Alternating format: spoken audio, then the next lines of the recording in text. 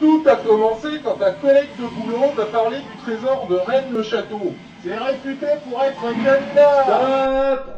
Tu peux zapper les bruits d'usine dans ton flashback, on n'entend rien. Merci.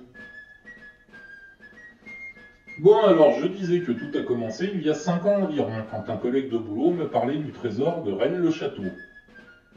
C'est un canular, lui dis-je. Et tout gaillard, je lui parle d'un trésor qui existe vraiment et dont j'avais entendu parler étant petit. La chouette d'or. Connais pas, me dit-il. Alors ni une ni deux, ni trois d'ailleurs, ni quatre, pas plus que 5 non plus. Oh! Ni une ni deux, donc je file sur le net pour lui montrer de quoi il retourne. Et je tombe par hasard sur le site de la 2CO. La page d'accueil stipulait que Zozio était enterré depuis 8000 jours environ. Ça doit pas être à jour, me dis-je. Mais en parcourant quelques lignes sur le forum, je me rendis compte que des messages tout frais du jour indiquaient qu'on cherchait encore le piou-piou. J'ai laissé couler un peu de temps, et dans une période de désœuvrement, j'eus l'idée saugrenue d'aller voir à quoi ressemblaient les énigmes. Wouhou! C'était méchamment tarabiscoté, croyez-moi. Mais je me disais que c'était dans mes cordes et que ça serait amusant. Oui, je sais, j'ai des loisirs bizarres. Bref, c'est comme ça que je suis devenu chouetteur. Chouetteur?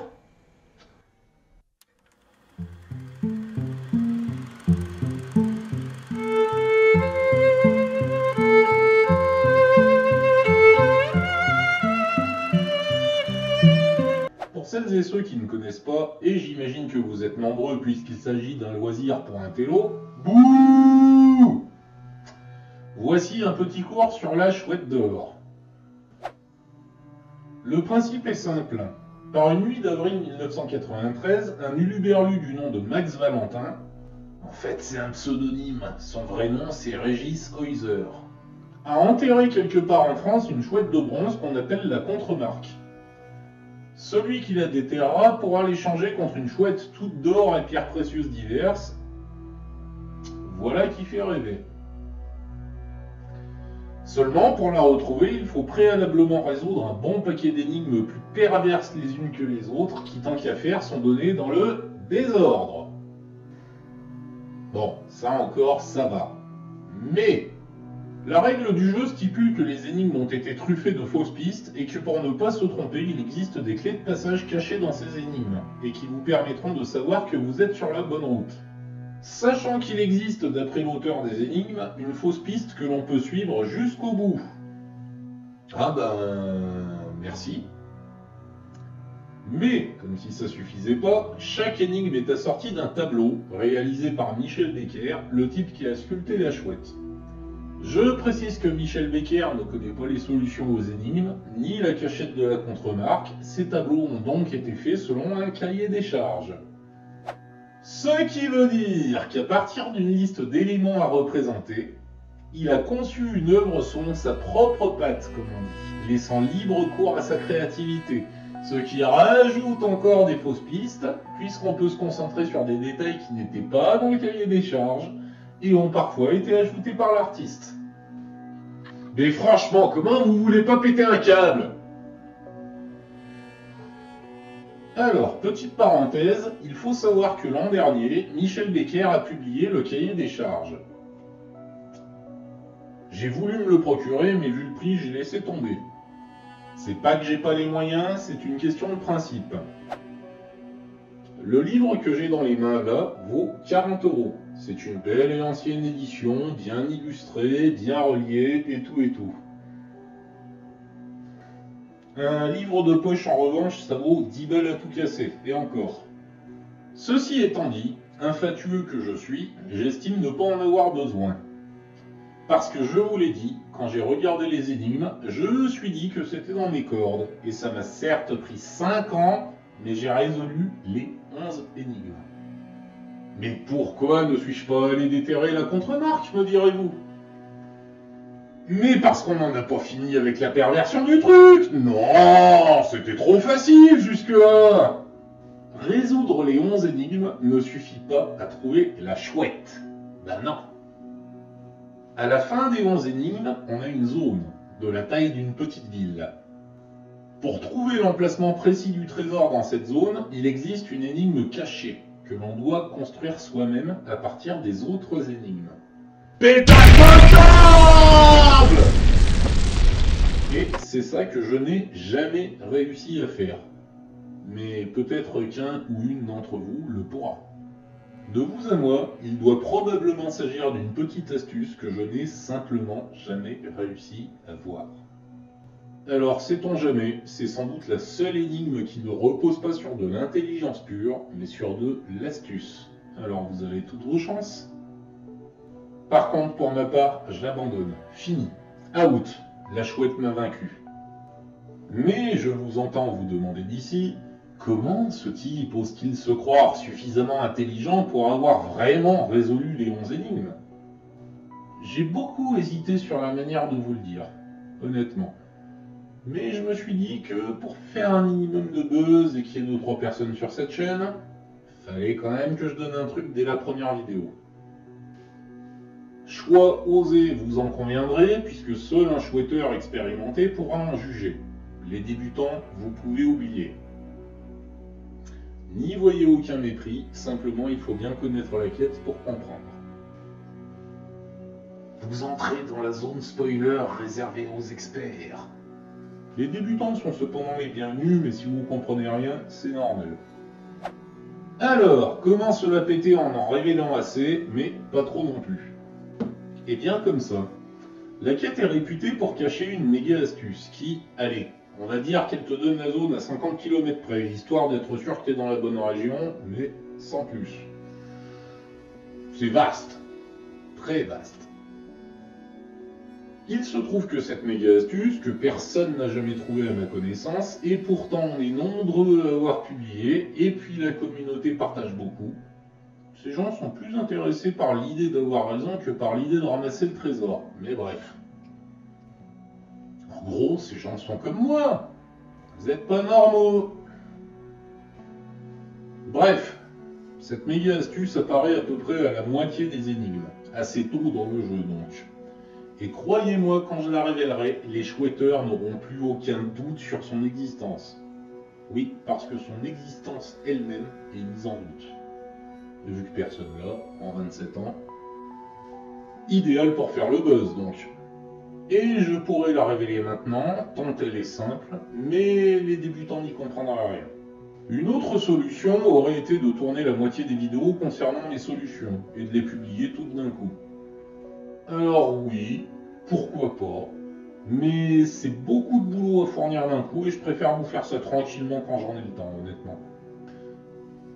Alors je me suis dit que j'allais vous parler rapidement des 2 dernières énigmes, puisque la dernière me ramène dans la méga astuce avec beaucoup plus de précision, donc c'est lié, quelque part. Et surtout, ma solution correspond ou m'a dit. Au quoi? M'a dit. C'est la contraction de Max a dit. Max, c'est le créateur de la chouette, hein, si vous avez un peu de mémoire.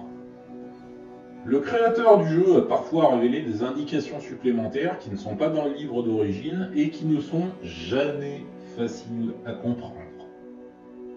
On appelle ça les MADI.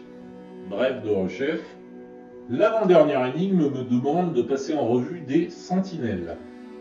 Si vous avez fait l'armée, moi oui, vous savez que cela signifie qu'il faut les réunir pour les mettre en rang afin de les inspecter. Il se trouve que j'ai des sentinelles qui ne sont pas en rang, pas alignés donc, mais qu'il existe une légende sur leur alignement, pour peu que vous ayez le bon bouquin ou le bon site internet entre les mains. Petit détail amusant, l'IGLN sur laquelle elles apparaissent ne vous aidera aucunement, puisqu'elles ne sont pas alignées. Seule la légende vous aidera à les trouver, mais les chiffres 71, 72, 10, 78... Enfin, ça fait appel à un peu de clé de passage, je vous expliquerai en temps voulu. Bref, les chiffres confirment mes sentinelles. Ce qui me permet de tracer un alignement fictif certes, mais donné par l'énigme sur la carte de France au 1 millionième. Ensuite, la dernière énigme commence par parler d'un alignement fictif. Bonne clé de passage donc. Mais on ne parle plus des sentinelles. Et petite précision, on parle de quelque chose qui se passe forcément sur la carte au 1 millionième. Or, il se trouve que depuis environ la moitié des énigmes, je me trimballe une blessure qui fait naître un doute, et bon, j'avais décidé de continuer pour voir.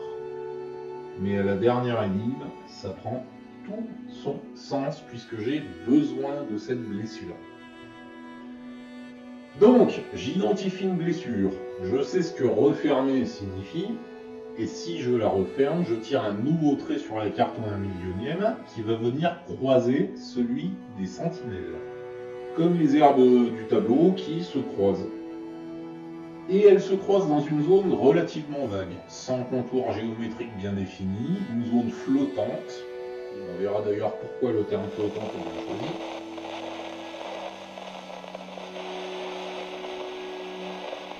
Enfin, à 8 mm sur une carte en 1 millionième, ça va, on peut se permettre des imprécisions sur la construction. Une zone donc de la taille d'une petite ville et qui donc permet quelques légères imprécisions de tracé comme le veut un avis. Honnêtement, je pourrais vous en dire plus. Le tableau trouve un sens, mais il faut savoir en garder pour plus tard. Alors, est-ce que je me suis trompé? Peut-être que je suis sur la fameuse fausse piste qu'on peut suivre jusqu'au bout. Pour être honnête, j'en sais rien et j'ai aucun moyen de le savoir. D'ailleurs, j'ai pas fini. Mais peut-être que vous y arriverez. Alors, est-ce que vous êtes un chouetteur chevronné qui pense qu'il ne perd pas son temps à écouter les solutions que je vais lui offrir? Est-ce que vous êtes un débutant total qui me fait aveuglément confiance? Ou suis-je juste un gros connard qui se la pète? C'est possible aussi, après tout. Notez cependant, pour les débutants, qu'une chose est sûre. Les solutions ne sont pas nécessaires pour réclamer le trésor. Seule la contre-marque est requise. Et le gagnant ou la gagnante a le droit de conserver son anonymat. Autrement dit, vous pouvez réclamer le prix sans dire que c'est vous. Personne ne le saura jamais. N'ayez aucune honte, n'ayez pas peur de me voler si je vous aide à la trouver parce que de toute façon j'abandonne. Vous ne me devez rien. Parce que chez les chouetteurs, comme chez tous les grands penseurs d'ailleurs, on ne cracherait certes pas sur un petit million d'euros, valeur estimée de la chouette à la vente, mais plus que l'argent, on aime une chose. Savoir qu'on avait raison. Alors je vous dis à la prochaine les amis, je vous expliquerai comment classer les énigmes, même si tous les chouetteurs l'ont celle-là. Post-scriptum, mes premières originalités commenceront à partir de la 3e énigme, que personne n'a résolue dans son intégralité, du moins à ma connaissance. Donc si vous êtes un chouetteur chevronné, vous pouvez zapper mes solutions sur les 2 premières énigmes, commencez à la 3e. On se retrouve la prochaine fois.